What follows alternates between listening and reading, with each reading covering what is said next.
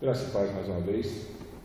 Confesso aos irmãos que estudar o livro de Atos dos Apóstolos e depois de 20 capítulos em Atos dos Apóstolos estudando, começarmos a estudar a vida desses homens que Deus levantou na história, a fim de que hoje nós pudéssemos estar olhando para a Bíblia como a palavra de Deus, a regra de fé e prática da igreja, aquela que dita que tipo de vida e que tipo de ensino a igreja deve ter, para que fosse preservado. Deus entregou muitos dos seus filhos à perseguição, ao martírio, à morte, cada um de morte mais terrível do que o outro, defendendo essa bandeira que chegou até nós. Como eu sempre digo, um dos grandes privilégios que a Reforma trouxe para nós é justamente a bênção de eu ou qualquer um de vocês, ao chegar num púlpito como esse, dizer para os irmãos: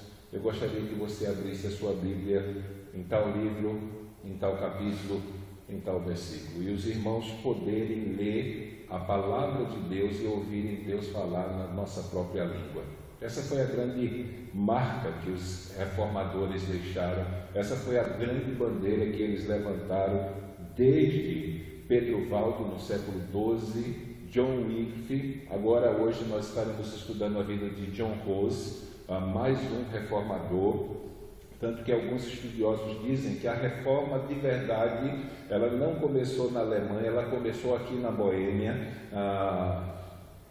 Infelizmente, por força da perseguição católica, muitos dos nossos irmãos perderam a sua vida, mas a perseguição e a morte e o sofrimento dos nossos irmãos que queriam ter a Bíblia como fundamento da sua fé não foi em vão. Ela foi transmitida a outras gerações e eclodiu com toda a sua intensidade Martinho Lutero na Alemanha do século XVI. A vida de John Hus é muito semelhante à vida de Pedro Valdo, tanto que em uma das acusações que o Papa vai fazer para com John Hus, ele vai dizer que ele foi infectado pela lepra dos valdenses. Na verdade, ele foi contaminado por Pedro Valdo, por Wycliffe, e aí isso desencadeou uma série de circunstâncias e, para variar, trouxe sobre ele uma série de problemas que fazem parte. Sofrimento e luta fazem parte da vida de todo aquele que de verdade quer agradar a Deus com a sua vida e quer fazer a vontade de Deus. Então, hoje, erroneamente, se prega um tipo de ideologia, que a gente não chama nem de ideologia, se bem que é, porque coloca o nome de Deus no meio, e que se você for fiel a Deus, você não vai enfrentar lutas, não vai enfrentar problemas, não vai passar por sofrimento, e isso é o oposto daquilo que a Bíblia diz. E talvez um dos textos que mais exemplifique isso foi o texto que nós lemos aqui, na primeira leitura, na abertura do culto, quando Paulo diz que todo aquele que quiser viver piedosamente padecerá perseguição. E aí, quando você entende essa expressão no contexto de Paulo, cuja perseguição da igreja, mesmo de forma mais branda, começa em Pentecostes por parte dos judeus, e já no ano 42 já começa a influenciar o Império Romano, principalmente daqueles políticos que precisavam do apoio do povo para permanecer no cargo, como era o caso de Herodes, que matou o apóstolo Tiago para agradar os judeus, porque ele precisava do apoio judaico para permanecer sendo governador daquela região. Então, todo aquele que nesse mundo quiser nutrir uma vida de comprometimento com Deus e com a sua palavra, tanto no que diz respeito ao discurso como no que diz respeito à prática, padecerá perseguição, enfrentará algum tipo de sofrimento. Na segunda leitura, Paulo diz a Timóteo que ele pregue. Ele tem a palavra inspirada de Deus, a palavra inspirada que mostra a verdade, denuncia o erro, mostra como o erro pode ser deixado e diz como isso pode ser feito. Ela instrui o ser humano no seu caminho. Então, a Timóteo não poderia cair naquele engano de que, para que o povo seguisse, teria que se pregar o que o povo quer escutar. Na verdade, Paulo diz para Timóteo que são falsos mestres. E é uma das coisas mais simples para você compreender e enxergar um falso pregador, um falso profeta, um falso mestre. Ele prega aquilo que o povo quer ouvir. Então, um pregador que está preocupado em agradar o público, esse aí é um falso pregador. Se usar muito o nome de Deus, aquilo que diz é um falso profeta. Se for dado a um ensino, é um falso mestre. Infelizmente, o mundo está cheio de pessoas assim. Então, temos que aprender com Paulo, temos que aprender com a epístola de Paulo a Timóteo, a nos mantermos firmes. E ele diz para Timóteo: não imite esse pessoal, sofra as aflições. Sofra as aflições de pregar a palavra, e quer que eles queiram ouvir ou não, insista. Aponte o caminho da verdade, denuncie o erro, mostre a eles que tipo de atitude eles têm que ter para que o caminho deles seja restabelecido de forma agradável. E aqui na história nós vemos esses homens que Deus levantou, cujas vidas nos causam uma admiração e às vezes nos causam vergonha, não é? É só a temperatura baixar que o povo desaparece do culto. Imagine se tivesse que morrer, se viesse para o culto. Aí ia ser complicado, vinha só o pastor e a família, a mulher do pastor também vai morrer junto. Mas naquela época a coisa era assim. E mais adiante, no movimento que é conhecido como Contra-Reforma, que não vai dar tempo a gente estudar por causa do curto período de tempo, possivelmente a gente, para o ano que vem, em vez de trabalhar a reforma, já que nós trabalhamos a reforma todos os anos, vamos trabalhar a reação da Igreja Católica contra o movimento de reforma, contra o movimento de crescimento das igrejas evangélicas na Europa do século XVI. Por isso vamos orar mais uma vez, vamos pedir a Deus que seja conosco. Pai amado, nós pedimos, Senhor, que o Senhor nos faça aprender, Senhor, com a vida desses homens. O que nós estamos estudando é uma obra Tua, Senhor. Como entendemos, Senhor, a maior obra de avivamento realizada por Senhor na história desde o Pentecostes, Senhor, tão poderosa, que a nossa vida está sendo influenciada hoje, que a nossa vida está sendo alcançada hoje, Senhor, que esses homens, Senhor, possam servir de inspiração para nós, eles possam se tornar, Senhor, homens dignos da nossa imitação, Senhor. Não foram incluídos na lista de heróis da fé, Senhor, aqueles grandes homens do passado, Senhor, que foram usados por Ti, ó Deus, para que a Tua verdade fosse proclamada, e eles sofreram muito, eles padeceram, eles foram presos, foram torturados, muitos morreram, Senhor, e a Tua palavra diz que esses homens, o mundo não era digno de tê-los aqui. Mas não apenas aquela lista de Hebreus 11, Senhor, mas também no decorrer da história nós nos deparamos com homens também como esses, que amaram mais a Ti, mais a Tua palavra, mais a Tua causa, do que a sua própria vida. Por isso, vem nos ajudar a aprender com eles, Senhor, e vem nos levar pelo Teu Espírito a entender, Senhor, que qualquer sacrifício, Senhor, que seja necessário fazer em prol do Teu nome, da Tua glória, do Teu reino, Senhor, ó Deus, vale a pena, Senhor, Ele trará sobre nós recompensas eternas. Por isso, vem me ajudar nessa noite, Senhor, a transmitir, Senhor, ó Deus, a vida deste homem de maneira clara, Senhor. Vem ajudar os Teus filhos a compreender e que as marcas, Senhor, ó Deus, dessa obra que o Senhor realizou aqui, servem, Senhor, para impulsionar a nossa vida numa direção em busca de um cristianismo melhor, mais bíblico, Senhor. Venha ser com a vida de cada um de nós. Nós te pedimos em nome de Jesus. Amém. Semana retrasada, estudamos a vida de Pedro Valdo, um francês que vivia na região de Lyon, na França, e ele era um homem muito rico, e ao ser defrontado com uma história de um santo que foi canonizado pela Igreja Católica, se bem que historicamente nós nem sabemos se esse rapaz romano, cuja história foi contada, e por causa de tal história ele foi canonizado, se de verdade existiu, tanto que hoje se tirou o nome Aleixo dele, né? Não tem mais o nome, porque há uma crença de que a história dele é uma lenda, não é uma história real. Mas ele era um homem, um filho de uma família muito rica, que no dia do seu casamento se mandou. E ele foi viver nas ruas como um mendigo e passou a sua vida inteira vivendo na rua como um mendigo. E por algum tipo de ação que não se sabe dizer, falaram que aquele homem era um homem de Deus. E como consequência disso, ele, na cidade para onde ele foi, ele não quis receber esse tipo de titulação ou de honra, ele volta para sua cidade e passa o restante da sua vida como mendigo nas escadarias da casa que lhe pertencia.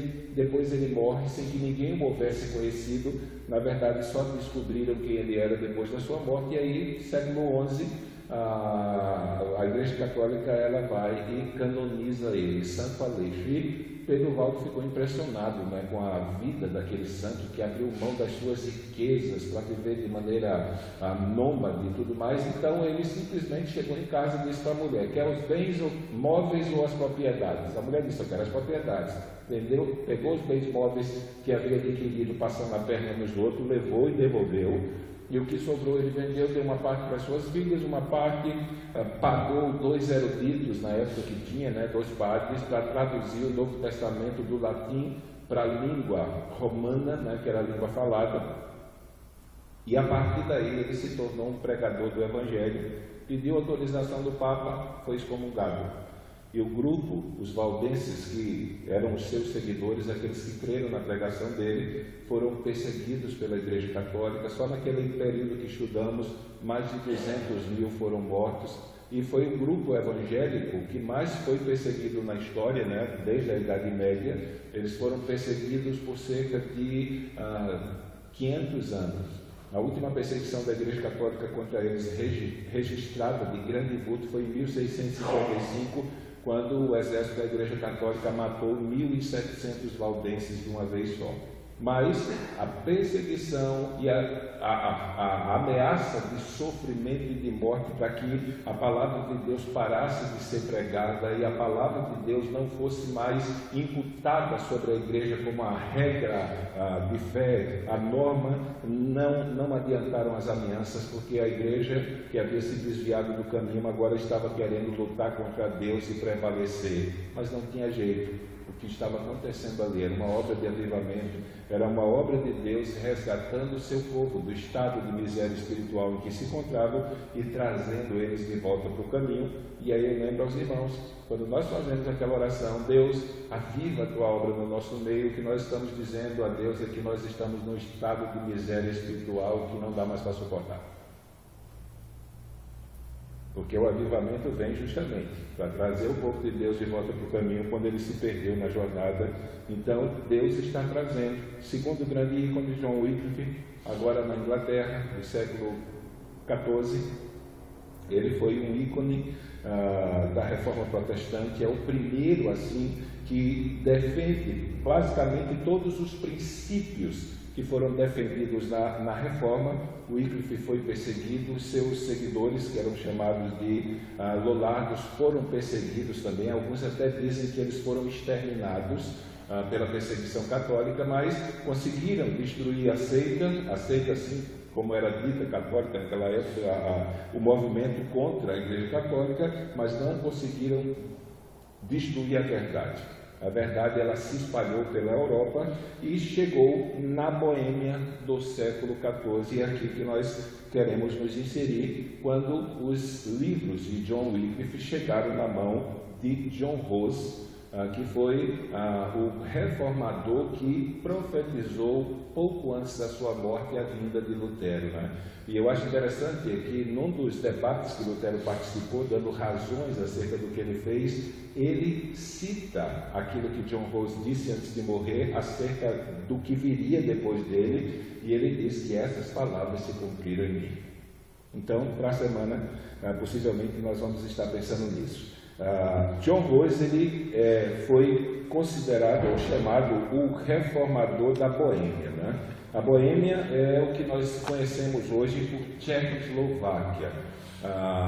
Naquela época, para que a gente entenda o que aconteceu ali e porque o surgimento de John Wycliffe chamando a igreja de volta para o caminho, para a palavra de Deus e querendo que a palavra de Deus fosse pregada para o povo na sua própria língua e o povo fosse chamado ao arrependimento, era um estilo de pregação que não era comum.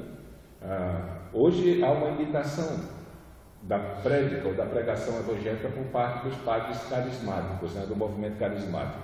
Mas tirou o movimento carismático, eles não pregam, não é? Eles não usam a homilética como instrumento de pregação, eles usam a homilia. Por isso que a parte daqueles que se levantaram no movimento carismático, acreditando que é a performance do pastor que chama a atenção do ouvinte e não o conteúdo da mensagem do novo nascimento, então os padres tradicionais, eles fazem uma homilia, que é aquela expressão de discurso que parece uma leitura, mas que não é leitura. Então todos eles falam do mesmo jeito. E aí no meio desses padres surge um pregador quase pentecostal, que era diferente dos outros. Além de ser muito inteligente, além de ter uma ótima oratória, ele chamava a atenção das pessoas e era o tipo de pregador que atraía multidões. Já naquela época era o caso de John Rose. Ele é inserido na história numa cidade da Europa e numa região onde a imoralidade tinha alcançado um nível terrível. Então, se a gente pudesse pensar na região onde John Rose surgiu no século XIV, onde ele nasceu e onde ele exerceu todo o seu ministério, poderíamos comparar essa região a quase uma Corinto, que Paulo foi pregar lá e que era conhecida como a cidade mais devassa, mais imoral, mais corrupta e tudo que você achasse de ruim para dizer do Império Romano. Então, tudo de ruim que você imaginasse que as pessoas pudessem praticar estava em Corinto. Na era medieval, tudo de ruim que você imaginasse que as pessoas pudessem praticar estava lá, onde John Rose surgiu, na região da Boêmia. Isso tanto no que diz respeito à prática pecaminosa do povo em geral, como no que diz respeito à questão da igreja e da liderança da igreja também. Então, o pecado estava governando a vida das pessoas de maneira geral. Toda a sorte de males que você pudesse imaginar, como embriaguez, como jogatina, como prostituição, como avareza e mais qualquer outra relação de pecados, nós iríamos encontrar lá. Agora, apesar de ser uma cidade que possuía um povo governado e afundado na pecaminosidade, na região da Boêmia havia um clamor do povo há muito tempo já por uma libertação da Igreja Católica. Há muito tempo havia um clamor para que o povo, e tanto o povo como os líderes, eles não precisassem mais viver subjugado à escravidão do governo católico, do governo papal. Isso ocorreu porque em 1375, já no tempo de John Wycliffe na Inglaterra, a igreja já havia, na sua prática de vida, exposto à pecaminosidade que governava ela. Então, se você quisesse ver pecado, naquela época você olhava para a igreja, infelizmente, não via santidade. Então, um grupo de nobres, de ricos da Boêmia, eles procuraram o rei da Boêmia, o rei pedindo para ele que fosse convocado um concílio para resolver esses comportamentos imorais que haviam dentro da igreja. O rei, ele não sabia o que fazer, e aí ele foi pedir o conselho do Papa. Ele foi perguntar para o Papa, foi dizer para o Papa que um grupo de ricos da sua região estavam incomodados com o estilo de vida pecaminoso em que a igreja vivia, e eles queriam que um concílio, uma reunião, uma assembleia fosse convocada para exigir que a igreja mudasse o seu comportamento. E aí, como consequência disso, o Papa disse ao rei que perseguisse essas pessoas e aplicasse castigos severos a elas. Eles deveriam ser perseguidos como hereges, né? Não apenas no que diz respeito ao contexto doutrinário, mas também ao comportamento moral. Se houvesse qualquer crítica feita à Igreja Católica naquela época, então, se a pessoa não se retratasse, o final dela seria a morte. Como consequência desse ato de reivindicação de uma mudança de comportamento dentro da igreja, se desencadeou uma perseguição terrível naquela região. Só que, por mais que a perseguição tenha atingido aqueles que reivindicavam uma mudança da igreja no que diz respeito ao seu comportamento, ela não conseguiu apagar a chama que havia de uma mudança radical na igreja que viesse influenciar não apenas a vida da igreja, transformar a vida da igreja, mas viesse influenciar de forma benéfica a vida da população. Então, a região da Boêmia, o drama da reforma que nós vemos em Lutero confrontando a autoridade papal, sendo convocado para concílios a fim de que ele fosse condenado e morto, essas coisas já começaram a ser experimentadas de forma clara aqui na Boêmia com John Hus. Então, tudo aquilo que os reformadores experimentaram de perseguição da Igreja Católica, aqui na região da Boêmia, tivemos muitos heróis que perderam a sua vida, mesmo antes do século XVI, quando a Reforma Protestante foi estabelecida de forma histórica, de forma mais clássica, assim, quando Martinho Lutero pregou na porta da Capela de Wittenberg o seu discurso, a sua convocação para um debate, que nessa convocação estava escrito aquilo que nós conhecemos como 95 teses. Final do século XIV, o que acontece? Os escritos de John Wycliffe, que nós estudamos a semana passada, eles, por força de uma aliança que houve entre a Inglaterra e a Boêmia, o rei da Inglaterra, Ricardo I, ele casou com Ana, que era irmã, não é a minha esposa, era outra. Era irmã do rei da Boêmia. E a Ana foi para a Inglaterra morar, só que Ana era uma mulher muito piedosa, era uma cristã muito piedosa, ela estudava as escrituras, então ela casou, ela foi morar na Boêmia com o rei, só que algum tempo depois o rei Ricardo I faleceu. Então o que acontece? Ana, ela além de voltar para a Boêmia, ela trouxe na sua bagagem uma série de escritos, uma série de livros que foram escritos por John Wycliffe. Então, por causa dessa aliança entre os governos que se estabeleceu com o casamento de Ana e Ricardo I, os livros de John Wycliffe passaram a ter acesso à região da Boêmia, aquele que foi designado ou chamado da joia da Universidade de Oxford. Então, Ana, ela trouxe os livros. A parte de Ana, dessa introdução dos livros de John Wycliffe na Boêmia, também houve um discípulo de John Hus, chamado Jerônimo de Praga. Ele voltou da Inglaterra, e quando ele voltou, ele foi a Oxford lá, estudou por um tempo lá, e quando ele voltou, ele trouxe também uma série de escritos de John Wycliffe. E esses escritos passaram a ser tornados públicos ao povo da Boêmia e ao clero da Boêmia, e muitas pessoas foram influenciadas por isso. Para você ter uma ideia da influência que John Wycliffe teve, como é que eu posso dizer assim? A influência dos escritos de Wycliffe foi mais intensa na Boêmia do que na própria Inglaterra. Nós estudamos ele a semana passada e vimos como Deus, com a sua mão forte, conduziu aquele homem para que, a partir do apelo dele e dos seus seguidores, a Bíblia voltasse a ser o alicerce da fé da igreja, e a salvação não dependesse mais de guarda de sacramentos e de compra de indulgências, mas somente pela fé em Jesus Cristo e pela graça misericordiosa de Deus que traz perdão. Então, a influência desses escritos simplesmente contaminou, se nós pudermos usar esse termo, a Boêmia de maneira geral. E aí o clamor de reforma não apenas existia na cidade em que John Hus habitava, mas em vários lugares no reinado havia um clamor para que o povo cristão da Boêmia se desligasse da igreja, que não era mais igreja. Então nós tivemos a introdução de livros feitas por Ana, a irmã do rei, quando ficou viúva do rei Ricardo I. Nós tivemos a introdução dos escritos de Wycliffe, trazidos por Jerônimo de Praga. Em Praga é onde havia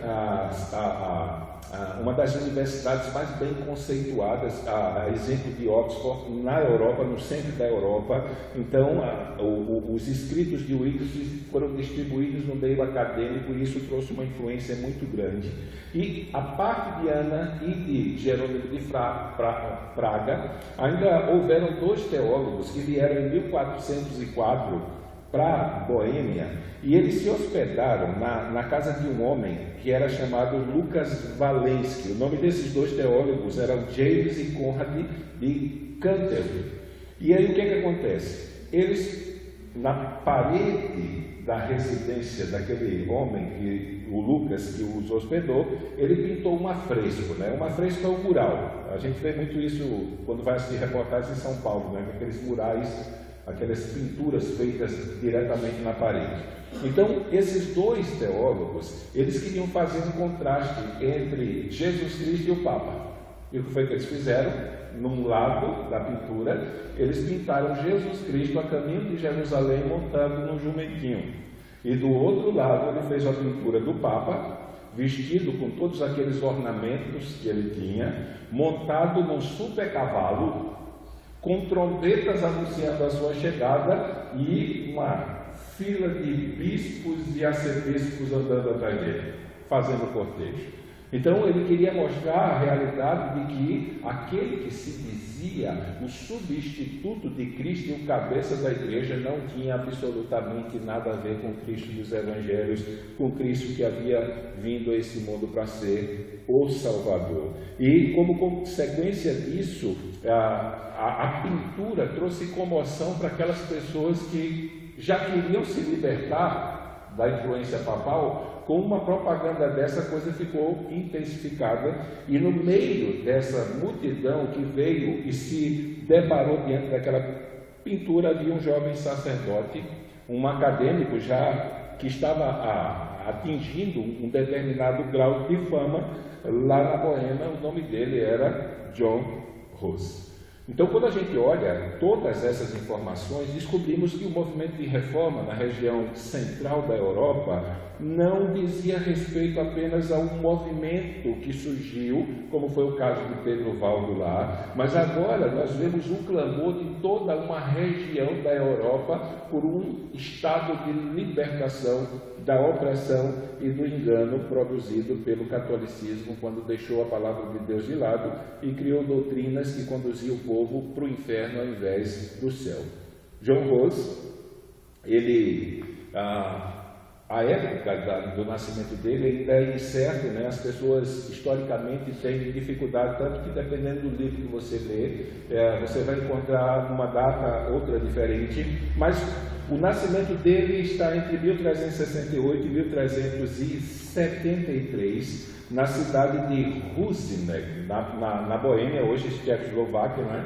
E eu acho interessante que, há algum tempo atrás, foi feita uma pesquisa na Tchecoslováquia, numa grande emissora de TV, para que as pessoas votassem quais foram os homens mais importantes, ou os personagens mais importantes da história da Tchecoslováquia. E John Hus ficou entre os 10 primeiros. E todo dia de aniversário da morte dele, na cidade de Husinec, onde ele nasceu, é feita uma cerimônia e se coloca uma coroa de louro, né, daquela de vitória, como é que chama? Guirlanda, aquelas coroas, se coloca e se celebra a história desse homem que clamou na Tchecoslováquia medieval para que a palavra de Deus voltasse a ser o fundamento da fé do povo e que se tornasse o fundamento da fé da igreja. Ele não nasceu de uma família rica, né, como alguns outros, como Pedro Valdo era rico, abriu mão da riqueza. O Wycliffe era filho de uma família rica, mas John Hus não. Só que uma coisa nos chama a atenção na vida desses homens, dos reformadores: eles eram estudiosos. Eu acho interessante, Deus não pegou como no Antigo Testamento um profeta inculto que não sabia nem falar direito e ainda assim mandou ele para a porta do castelo do rei para profetizar contra o rei. E isso é básico, esses reformadores, eles eram homens devotados ao estudo. Eram homens que simplesmente gastaram e deixaram-se gastar em busca do conhecimento da verdade procedente da palavra de Deus. Então, até os 16 anos, o John Hus estudou na província, na escola provincial, na cidade onde ele morava, Husinec. O pai dele morreu, ele ainda era criança. E aí o que acontece? Quando ele acabou os estudos, a mãe dele levou ele para Praga, a fim de que ele pudesse estudar na universidade, porque ela entendia que se ele estudasse e se formasse, ele teria uma vida melhor do que se ela ficasse com ele lá naquela cidade do interior. Então, ele vai para a Universidade de Praga, ele se matricula lá, ele estuda lá, ele ainda era católico mesmo, ele converteu-se nesse processo. À medida que ele se depara com os escritos de Wycliffe, à medida que ele se depara com os ensinos promovidos pela Universidade de Praga, aí sim o catolicismo vai se desgrudando dele. Né? Eu lembro assim, vai ser lá na frente Lutero, né? Lutero disse que quando estava ministrando a carta aos Gálatas, os traços do papado iam caindo dele. Então ele ministrou Gálatas, Romanos, Hebreus e os Salmos. Então, enquanto ele ministrava essas matérias, ele simplesmente diz que foi liberto definitivamente dos traços do papado. Mas no início da sua trajetória ele ainda nutria aos comportamentos comuns que qualquer católico teria, tanto que em 1393 ele compareceu à igreja de São Pedro para fazer uma confissão e participar de uma procissão que havia depois, né? E o único dinheiro que ele tinha no bolso ele teve que dar para o padre na hora que ele confessou os seus pecados. E algum tempo depois ele pregando, ele disse que se arrependia amargamente daquilo, né? A única moeda que ele tinha no bolso ele teve que deixar para pagar a confissão de pecados que havia feito. Na Universidade de Praga, exemplo de John Wycliffe lá em Oxford, eu até estava vendo hoje, né, se John Wycliffe foi a joia de Oxford, o John Rose poderia ser chamado diamante de Praga, né? Mas ele foi um dos alunos que mais se destacou. Ninguém conseguia vencer esse homem no debate. E aí, à medida que as pessoas notavam a competência dele, ele foi galgando os títulos que possibilitaram, num período mais futuro, ele se tornar não apenas professor da universidade, mas o reitor da universidade. Então, em 1394, ele alcançou o título de bacharel em teologia, e em 1396 ele recebeu o título de mestre. 2 anos depois ele se tornou professor da Universidade de Praga e à medida em que os alunos iam ouvindo seus ensinos, ele alcançou um destaque no meio da docência muito mais alto do que os demais. E isso é básico. Se tornar professor da universidade mais conceituada do interior da Europa possibilitaria de maneira mais ampla a divulgação dos ensinos e das crenças que ele já estava possuindo, né? Quando ele terminou os seus estudos, ele se tornou professor e em 1400 ele foi ordenado padre. Via de regra, o processo foi esse, né? A parte de Pedro Valdo, John Wycliffe era um padre, John Rose era um padre, o que vem depois dele, que é o Girolamo Savonarola, era um frei, estava na caminhada para esse processo, e então todos eles de alguma maneira estavam dentro, e aí Deus levanta esses homens para colocar para fora a podridão que havia na religião da sua época, e usa esses homens para fazer o apelo para que a palavra de Deus voltasse a ser o alicerce da fé e prática.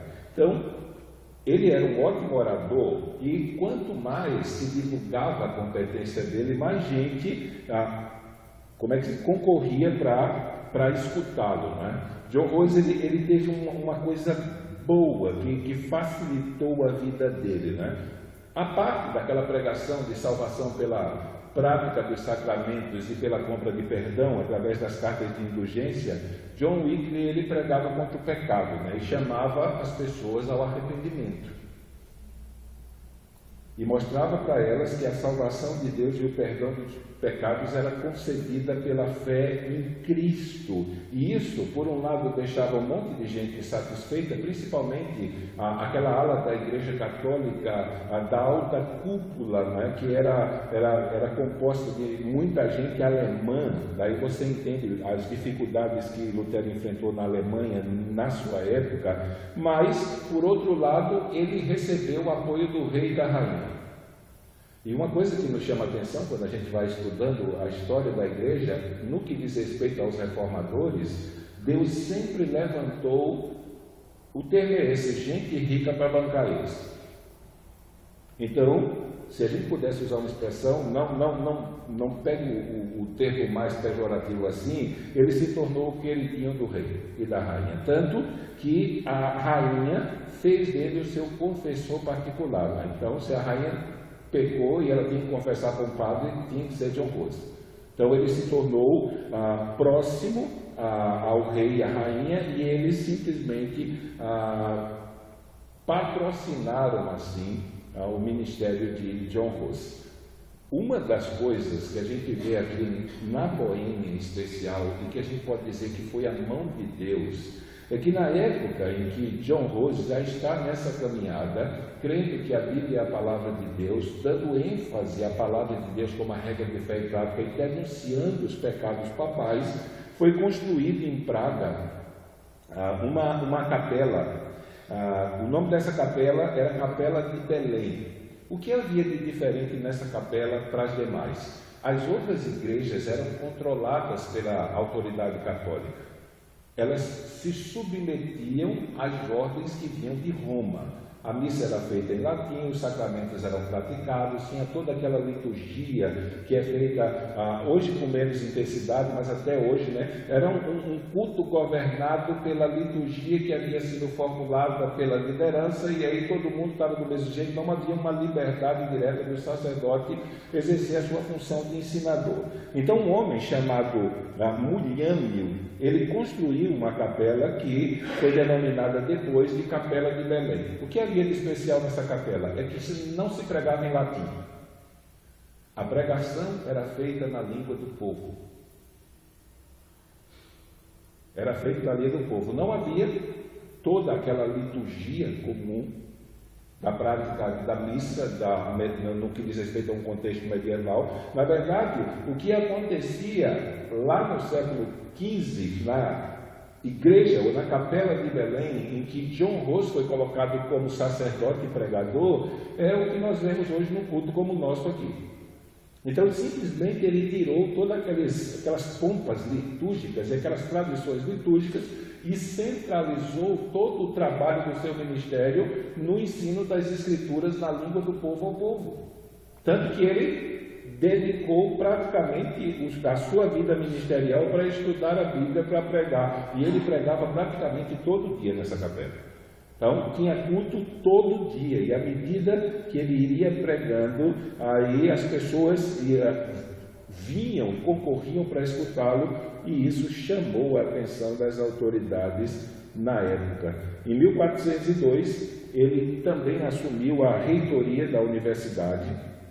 E aí, quando ele entra na universidade para ser o reitor, ele já havia declarado publicamente que era seguidor e admirava as posturas de John Wycliffe. E aí, como consequência disso, a universidade rachou no meio. Tinham aqueles que, por força daqueles escritos que foram trazidos por Jerônimo, que eles já tinham tido conhecimento, agora tem um reitor que apoia e admira e prega os escritos de Wycliffe. Então a Universidade de Praga, ela rachou no meio, e aí tinha a ala que admirava e defendia os ensinos de John Wycliffe como bíblicos, e tinha aquela outra ala, a outra facção, que simplesmente era totalmente contra e condenava os ensinos de John Wycliffe. Essa outra ala era uma ala de alemães que ensinavam na Universidade de Praga. Como consequência dessa briga que se estabeleceu e dessa divisão, os alemães saíram da Universidade de Praga e criaram a Universidade de Leipzig, alegando que Rus havia corrompido a instituição. Ele havia mudado totalmente o perfil de crença da instituição. Isso, ele não estava errado, eles não estavam errados. Eles não creram, não queriam crer que a Bíblia era a palavra de Deus, que deveria ser o alicerce da fé da igreja, que a igreja devia se santificar a partir dos ensinamentos. Eles queriam que se mantesse o mesmo padrão, a mesma liturgia, a mesma tradição, e aí, como consequência disso, eles abriram uma nova universidade, e John Rose, ele permaneceu ali até que, por pressões políticas e pressões religiosas vindo da Igreja Católica, ele teve que se mandar de lá e se refugiar por um tempo em outro lugar. Mas uma coisa que nos chama a atenção é que em 1403, o conselho da cidade, que governava a cidade, se opôs às doutrinas defendidas por John Wycliffe, os 24 artigos de John Wycliffe, e aí simplesmente John Royce se levantou contra o conselho da cidade, condenando a atitude deles para com os ensinamentos de John Wycliffe. A pregação de John Royce era clara. E qual era a ênfase dele? Como foi a ênfase de John Wycliffe, como foi a ênfase de Pedro Valdo? É a autoridade das Escrituras como norma de fé. Então, para o Wycliffe, isso ele pregava publicamente. Se a Escritura dissesse uma coisa, o Papa dissesse outra e os concílios dissessem outra, o povo deveria ouvir as Escrituras. Eles deveriam prestar atenção àquilo que as Escrituras diziam, porque a Escritura era a regra de fé e prática. E ao proferir que as Escrituras tinham mais autoridade que a palavra do Papa, que a palavra dos concílios, que a palavra da tradição católica, aí ele começa a trilhar o mesmo caminho que os nossos irmãos do século XVI. O sola Escritura se tornou o eco e o clamor da parte de Deus para o povo, a fim de que eles voltassem para o Senhor, se arrependessem dos seus caminhos e se voltassem para a palavra de Deus. 1405, o Papa Inocêncio VII, e aqui nós temos aquele problema do grande cisma católico, né? O John Royce, ele enfrentou toda essa luta naquele tempo que a Igreja Católica estava com 3 papas, brigando um com o outro para ver quem era que mandava.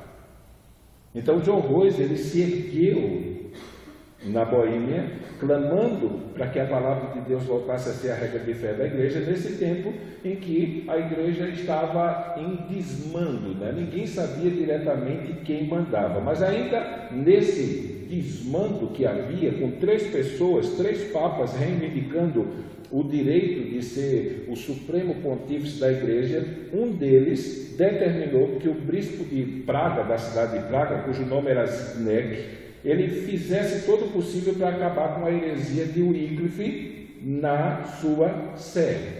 Então ele era o líder da igreja na cidade de Praga. Então veio uma ordem do Papa para que simplesmente ele desse um jeito de banir da cidade de Praga todos os escritos de John Wycliffe que pudesse ter aparecido. Então, nesse sentido, quando o Papa dá essa ordem para o bispo da cidade, o relacionamento que ele tinha com John Wycliffe simplesmente acabou aí. Eles eram amigos. O próprio bispo da cidade de Praga, ele havia feito John Royce o que era chamado naquela época o pregador sinodal. O sínodo é uma reunião da liderança da igreja convocada por uma autoridade superior a fim de discutirem coisas que levem eles a caminhar juntos. Então, quando havia essas reuniões, esses concílios, esses sínodos, o pregador deles era John Wycliffe. Só que John Wycliffe já havia declarado que era admirador das doutrinas John Royce, era John Royce o pregador, e ele já havia declarado que era admirador das doutrinas de Wycliffe. Então, quando o Papa diz, destrua qualquer coisa que transmita a doutrina de Wycliffe, ele agora afasta John Royce do seu cargo, da sua função de pregador sinodal, e ele proíbe John Royce até de evangelizar. E é aqui que eu digo que eles se identificam com Pedro Valdo, né? Porque aconteceu isso com Pedro Valdo. Ele vai pedir para o Papa autorização para pregar o Evangelho, e ele é proibido, e ele se rebela e desobedece o Papa. Então aqui nós temos o primeiro ato de desobediência de John Royce ao Papa. Ele recebeu a ordem para parar de pregar, não apenas na igreja, mas também na rua. Ele não podia evangelizar, não podia falar do Evangelho para ninguém, mas ele desobedeceu e continuou pregando o Evangelho para o povo. 1409, o Papa Alexandre V, ele ordenou ao arcebispo de Praga que queimasse os livros de Wycliffe e que encontrasse. Mais de 200 volumes foram encontrados. A gente olha assim hoje, né? Mas 200 livros é pouco. Só que você precisa lembrar que, apesar como é que eu posso dizer aqui? A dificuldade era grande para conseguir um livro daquele, porque todos eles eram escritos à mão. O próprio Jerônimo de Praga, quando ele veio da Inglaterra e trouxe os livros de Wycliffe, ele trouxe os livros que ele mesmo transcreveu. Tão grande era a dificuldade. Então eles conseguiram reunir um grupo de 200 volumes de escritos de Wycliffe, e eles queimaram em praça pública com ensinos da igreja, tocando como se a igreja tivesse alcançado algum tipo de vitória. Só que os donos desses livros, que foram presos e queimados, faziam parte da classe alta, da classe rica de Praga e da região. E isso demonstra claramente até onde a mensagem de apelo para que os cristãos voltassem até a palavra de Deus havia chegado. Não era como alguns anos no Brasil se dizia, né, que ser crente é coisa de pobre. Nem lá no século XIV poderia se dizer isso, porque os ensinos de John Wycliffe já havia invadido todas as classes sociais, e havia defensores da verdade da palavra de Deus em todas as classes sociais. Uma das coisas que o bispo fez foi simplesmente sujar a imagem de John Rose diante do Papa, não é? Ele informou ao Papa que Rose era um pregador errôneo e escandaloso, contrário à Madre Igreja e desviante da fé. Ou seja, ele era um pregador eloquente numa época em que normalmente se lia aquilo que ia pregar. Ele não usava esse tipo de recurso. Ele pregava com toda a eloquência. As pregações iam contra os ensinamentos da Igreja Católica e contra as determinações do Papa, por isso que ele disse que é contrário, e muita gente estava crendo. Então ele estava dizendo que ele se tornou um instrumento de fazer os católicos se desviarem da fé para seguirem outro caminho. 1410, o sucessor de Alexandre V foi o conhecido Papa João XXIII, e o que aconteceu? Ele também proibiu Rose de pregar. E em todas as duas ações papais que proibiram John Rose de pregar, houve uma rebelião do povo. O povo foi para a rua protestar por causa da proibição do Papa de que John Rose pudesse pregar para o povo, principalmente porque era o único que pregava e o povo entendia. Todos os outros pregavam em latim e ele pregava o Evangelho na língua do povo. Por força desse conflito e dessa atitude de Rose, de não deixar de pregar na língua do povo e não ter deixado de pregar depois que ele foi exigido pelo Papa que ele assim o fizesse, ele foi convocado a comparecer a uma audiência em Roma para explicar suas posições. E aí você sabe como é que a coisa funcionava lá, né? Para quem já estudou história, já viu os filmes de Lutero. O filme de John Rose está no YouTube, você pode assistir toda essa história aqui que a gente está partilhando, muitas dessas cenas estão lá. Então o que é que acontece? A pessoa era convocado, só que ele não era convocado para debater. Ele era colocado diante do tribunal, e o tribunal exigia que ele negasse todos os seus ensinos que eram contrários àquilo que a igreja ensinava. Então ele só tinha que dizer, eu nego ou não nego. Se negasse, estava livre. Se não negasse, não saía mais dali de novo para a sua vida normal. Ele seria morto. Então, quando ele é convocado para comparecer em Roma, tanto o rei como os nobres que apoiavam, os ricos que apoiavam ele, como os professores que admiravam o ensino de Wycliffe da universidade, eles pediram para que ele não fosse e rogaram ao Papa para que pudesse enviar um advogado no lugar dele, a fim de que esse advogado pudesse defendê-lo. O Papa aceitou a proposta. John Rose, ele não foi para Roma, mas não adiantou muita coisa.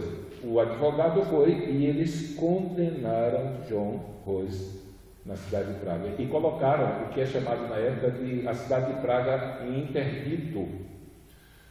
Então foi o primeiro ato de excomunhão, né? Eles excomungaram John Rose. Só que a igreja que John Hus pastoreava, a igreja de Belém, não era submissa, não tinha ligação com a igreja católica, nem tinha nenhuma relação de autoridade com o arcebispado da região.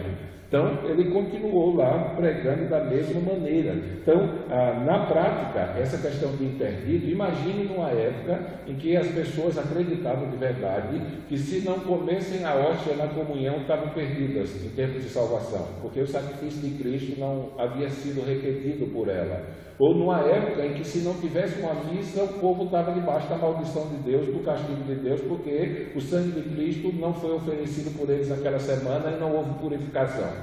Então, eles condenavam o cara como herege e diziam para a cidade que se a cidade apoiasse ele, não haveria mais missa nem nenhum serviço espiritual, com o intuito de pegar o povo e fazer com que o povo se rebelasse contra esse herege e esse herege não tivesse apoio popular. Então, eles deram sua primeira excomunhão, né? Alguns historiadores colocam isso, alguns afirmam que teve 2 excomunhões. Por que motivo, gente? Eram 3 papas. Então, essa excomunhão foi dada por um dos papas e a ameaça de não se oferecer mais serviços espirituais aos habitantes da cidade se apoiassem aquele herege. Em 1411, o mesmo papa, esse Papa João XXIII, ele entrou em guerra contra o rei, como é que é o nome do rei?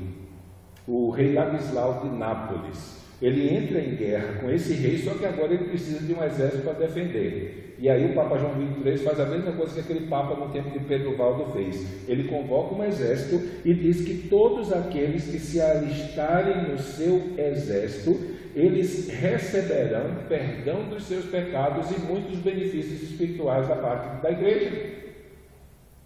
E eles saem recrutando pessoas para fazer parte desse exército do Papa, para que o Papa tivesse uma proteção se o rei de Nápoles viesse contra ele. Só que enquanto os enviados do Papa estavam na região da Boêmia, na região de Praga, tentando selecionar gente, John Hus foi para a rua.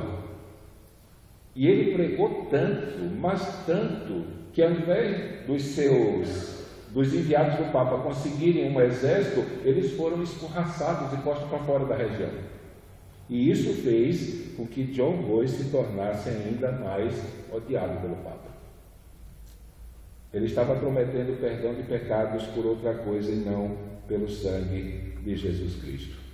Então ele tinha inimigos no papado, ele tinha inimigos no arcebispado, ele agora passa a ter inimigos também na faculdade, na universidade. Havia um professor chamado Stephen Pallet, ele era amigo e companheiro de Wycliffe, mas depois de toda essa controvérsia da igreja contra John Wycliffe, contra John Hus, esse John atrapalha um pouquinho a gente, ele simplesmente agora se torna inimigo de John Hus. Ele foi um dos acusadores no julgamento lá no Concílio de Constança, quando John Hus foi condenado.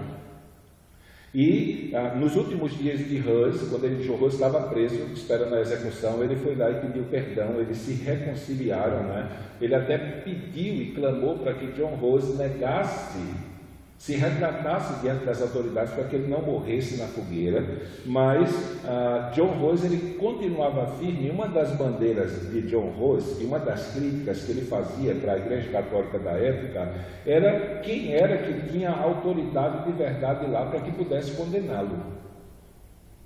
A bandeira que ele levantou, principalmente, foi porque existiam aqueles 3 papas que advogavam o direito da liderança da igreja ao mesmo tempo. Então, John Hus ele escreveu questionando acerca disso, e ele escreveu o seguinte: se temos que obedecer, pensando na liderança católica, a quem a nossa obediência deve ser paga? Temos que obedecer a Baltazar Cossa, chamado João XXIII, em Bolonha, Ângelo Corrado, chamado Gregório XII, que está em Ramini, ou Pedro de Lune, que se chama Bento XII, que está em Aragão. Então, o problema dele é, olha, eu estou aqui para ser julgado, mas quem é que manda nesse negócio aqui? Porque existem 3 pessoas brigando e um havia excomungado o outro, né? Então não havia ninguém legal ali. E aí ele diz que todos esses 3 papas não são infalíveis. Se todos fossem infalíveis, por que o seu testemunho não concorda? E se apenas um deles é o Santo Padre, por que é que não podemos distingui-lo dos restos? Então ele questionava essa realidade, mas mesmo diante desses apelos, João Hus foi convocado para comparecer diante do Concílio de Constança, que ocorreu entre 1414 e 1415, quando ele morreu. Quando ele foi, dessa vez não houve nenhum impedimento para ele ir, ele foi porque ele recebeu um salvo-conduto do imperador Sigismundo, né, que era o imperador do Santo Império Germânico, né, que era como era chamado o Império Alemão naquela época. Então, o salvo-conduto era uma palavra dada pelo imperador de que ele poderia ir e, independente daquilo que acontecesse no julgamento, ele sairia de lá, não seria preso e voltaria para a sua cidade. E aí o que acontece? O John Hus, ele acreditou na palavra do imperador e foi para Constança juntamente com alguns dos seus amigos nobres. Uma coisa ele descobriu nessa viagem era a influência que os seus ensinos haviam causado naquela região. Por onde quer que John Hus passava em direção a esse concílio lá de Constança, as pessoas paravam no meio da rua para louvá-lo e para agradecer a Deus pela vida dele. E ele ficou espantado por isso.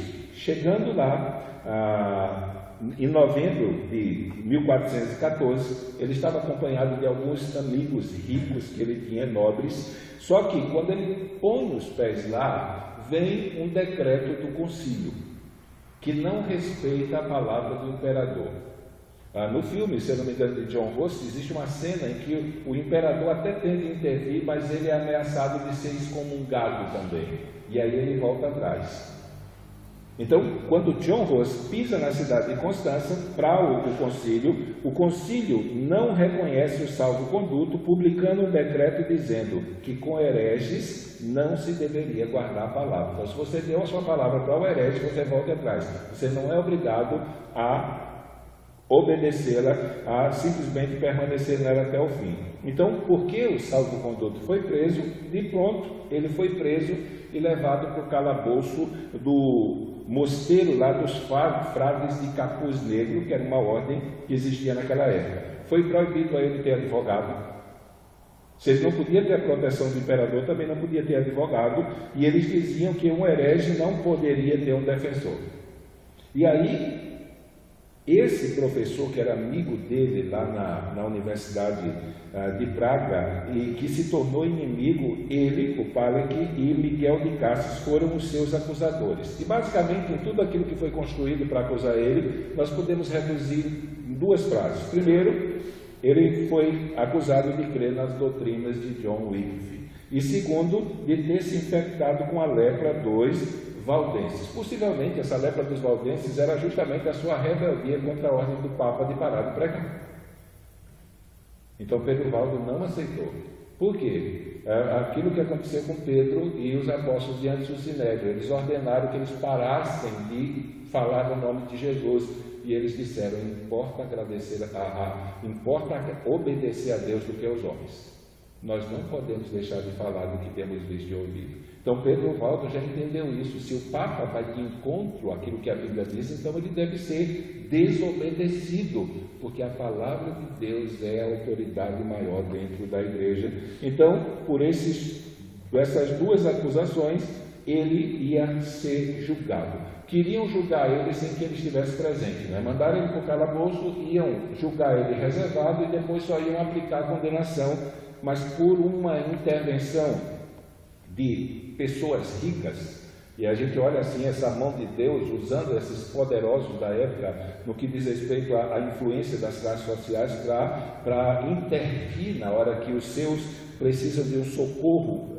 Se bem que o problema aqui não era socorro para escapar do martírio, mas para que ele tivesse a oportunidade de falar publicamente.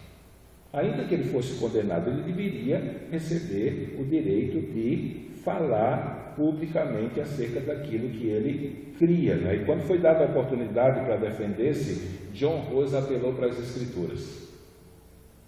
Então eles queriam que eles negassem os seus ensinos, e ele, a exemplo de Lutero, apelou para a Bíblia. Então prove pelas Escrituras que eu estou errado. E isso gerou uma confusão naquela sessão do concílio, que a sessão foi encerrada.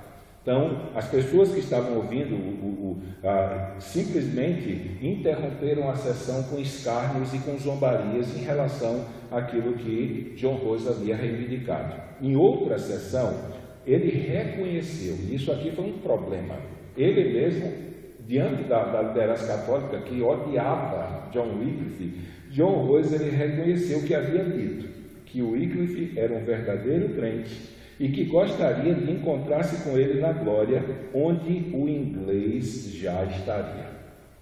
E os padres interpretaram isso como uma piada e caíram na gargalhada. Ele foi preso, ele passou 2 anos, né, nesse vai e vem, e o interessante é que ele não ficou chorando na prisão, né? Ele começou a escrever livros. E nesse período em que ele estava na prisão, ele escreveu o Tratado sobre os 10 Mandamentos, a Oração do Pai Nosso, os Pecados Mortais e uma obra sobre casamento. Ele não estava chorando lá, ele estava tranquilão, ele sabia que a vida dele estava na mão de Deus. Em março de 1415, John Rose foi transferido para o convento dominicano, onde só saiu de lá depois, no dia da sua morte. Dia 4 de maio de 1415, o concílio condenou os escritos de Wycliffe e como heresias. Foi ali que foi dito pelo pastor Arivaldo na sua ministração sobre John Wycliffe, que não apenas ele foi considerado herege depois de quase 30 anos da sua morte, e os ossos deles foram desenterrados, queimados em praça pública, e depois a cinza dele foi jogada no rio. Eles se vingaram do morto, de Wycliffe já morto. E como John Rose ele cria nas mesmas coisas que o Wycliffe pregava, logo, se o Wycliffe foi condenado como herege, ele foi condenado junto.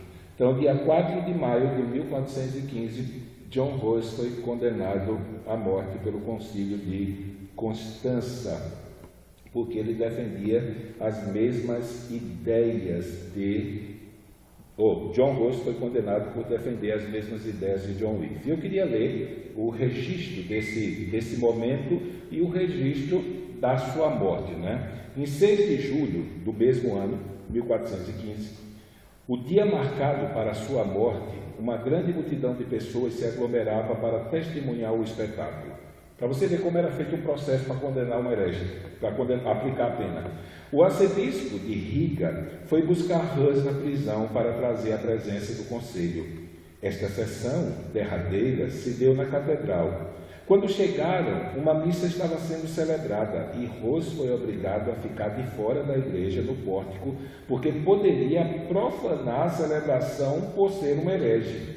Em seguida, Rose foi colocado em uma cadeira que estava elevada por um pedestal, e o bispo de Lodi proferiu um sermão no texto de Paulo aos Romanos, que o corpo do pecado seja destruído, Romanos 6,6. As acusações e o depoimento das testemunhas e a sentença foram lidas novamente.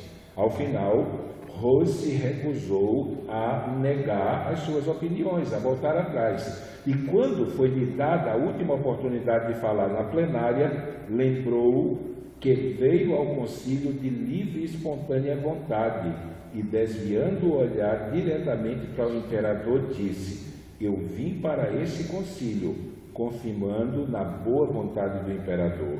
Os historiadores dizem que nessa hora o imperador ficou vermelho. O concílio então vestiu Rose com roupas sacerdotais e foi-lhe entregue nas mãos um cálice, como se ele tivesse prestes a celebrar a missa. Nesse momento, alguém perguntou se estava disposto a renunciar, o que respondeu: com que cara eu deveria contemplar os céus? Como devo olhar para a multidão de homens a quem tenho pregado o evangelho puro? Não, estimo a salvação muito mais do que este corpo, que agora foi designado para morrer. Com a resposta, alguém lhe tira das mãos o cálice e diz: maldito Judas, que tendo abandonado o conselho da paz, entrasse no conselho dos judeus. Nós tiramos de você o cálice de Cristo. Rose respondeu: espero pela misericórdia de Deus, que no dia de hoje eu possa beber do seu próprio copo e em seu reino. 7 bispos que estavam presentes se puseram a tirar as roupas sacerdotais de Rose, representando seu despojamento. Por fim, colocaram uma mitra de papel, um tipo de chapéu em forma de piramidal, com desenhos de demônios pintados e com palavras arco heretique, líder dos hereges, bem na frente. Um dos sacerdotes então o amaldiçoou: agora nós entregamos a sua alma ao diabo. Rose respondeu: agora entrego o meu espírito nas tuas mãos, ó Senhor Jesus, por tu tens me redimido. Uma comitiva de bispos, padres, soldados, que chegava a quase 800 homens, acompanhava John Rose no seu caminho à fogueira. Ao passar pela frente do palácio, viu seus livros e escritos sendo queimados em uma grande pira. E aí eu quero terminar com 2 leituras, uma que foi uma carta, 2 cartas escritas por um homem chamado Pógios Florente. Esse homem foi o homem responsável em entregar a intimação para comparecer no concílio de Constança a Wycliffe. E ele fez parte daqueles que votaram para a sua condenação. E ele escreveu para um amigo dele contando o que aconteceu com Wycliffe nesses últimos, no processo através do qual ele foi conduzido à morte. E nessa carta ele disse o seguinte: ele chegou à estaca olhando para ela sem medo. Ele subiu nela depois que 2 assistentes do carrasco haviam rasgado as suas roupas. Naquele momento, um dos eleitores, o príncipe Ludwig do Palatinado, subiu e implorou que Rose voltasse atrás para que fosse poupado das chamas. Mas Rose respondeu: de que erros eu devo renunciar? Não me vejo culpado de nenhum. Invoco a Deus que tudo que eu escrevi e preguei foi a fim de livrar as almas do inferno e da perdição. E completou, já amarrado à estaca por cordas e correntes: hoje vocês assarão um ganso magro, mas em 100 anos ouvirão um cisne cantar. Não serão capazes de assá-lo, e nenhuma armadilha ou rede poderá segurá-lo. O príncipe voltou cheio de pena e muita admiração. As testemunhas dizem que não houve um só momento de recuo da parte de Rose, nenhum grito de dor, mesmo quando as chamas se levantaram e consumiram o nosso valente herói. Enquanto as chamas estavam consumindo o corpo, ele estava cantando o salmo. E aí o historiador continua: quando o fogo apagou, seus algozes viram que a parte de cima do corpo não havia sido totalmente queimada e tornaram a acender a fogueira pela 2ª vez. Quando as chamas normalmente cessaram, viram que o seu coração ainda estava intacto, por isso colocaram fogo 3ª vez até que não restasse nada de Rose. As cinzas foram cuidadosamente removidas junto com a terra ao redor, para que não restasse nada dele na terra, e tudo foi jogado no rio Ren.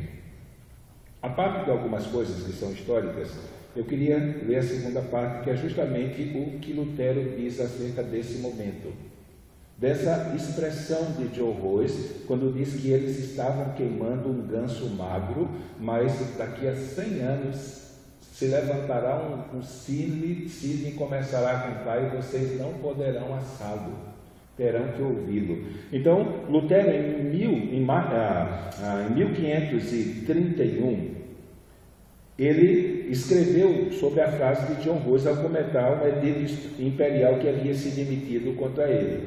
E ele diz o seguinte: palavras de Martinho Lutero: eu, Dr. Martinho Lutero, fui chamado para esse ofício e fui compelido a me tornar um doutor, sem qualquer iniciativa minha, mas por pura obediência. Então eu tive que aceitar o ofício de doutor e fazer um juramento de que eu pregaria e ensinaria com fidelidade a minha tão amada Sagrada Escritura. Enquanto eu estava enganjado no ensino, O Papa cruzou o meu caminho e queria me impedir, mas não me impedirá. No nome e na vocação de Deus, eu andarei sobre o leão e sobre a víbora, pisarei com os meus pés no filhote do leão e do dragão. E isso que começou durante a minha vida se completará após a minha morte. John Rose profetizou de mim: assarão um ganso agora, mas em 100 anos ouvirão um cisne cantar e terão que aguentá-lo. Assim será, se Deus quiser. Vamos orar. Pai amado, nós queremos te agradecer, Senhor, porque a vida desses homens nos inspira, não apenas, Senhor, por causa da fidelidade a eles, Senhor, a tua causa, mas porque foi o teu poder, Senhor, foi o mesmo poder do Espírito derramado lá no princípio, Senhor, que impulsionou a igreja, Senhor, a proclamar a tua palavra, que operou na vida deles, Senhor. Não importando as ameaças, não importando os perigos, Senhor, ó Deus, a tua causa, Senhor, ó Deus, o teu reino, Senhor, a tua verdade era mais importante para eles do que a sua própria vida. E nós queremos te agradecer pela vida desses homens, Senhor, que deram as suas vidas para que hoje nós pudéssemos estar aqui. Ó Deus, pudéssemos estar aqui lendo, como não temos dificuldade de repetir, Senhor, lendo a tua palavra, Senhor, e ouvindo a tua voz na nossa própria língua. Por isso queremos louvar pela vida deles e pedir ao Senhor que, pelo mesmo Espírito, Senhor, que habitou neles e habita em nós, o Senhor nos dê coragem e ousadia, Senhor, para defendermos a tua palavra, Senhor, ó Deus, para defendermos a verdade do Evangelho diante de uma igreja, Senhor, que há muito tempo já abriu mão do caminho da verdade e da tua palavra como regra de fé. Por isso, eu quero colocar a minha vida, Senhor, a vida de cada um dos teus filhos que estão ouvindo nessa noite a história desse homem, e pedir que, pelo poder do teu Santo Espírito, o Senhor nos use para deixar marcas na nossa história, a fim de que a nossa vida não apenas possa servir de influência para as pessoas que convivem conosco no tempo presente, mas que elas também possam servir de influência para gerações que virão ao ouvirem falar da obra que o Senhor realizou na nossa vida, e através da nossa vida nós te pedimos em nome de Jesus. Amém.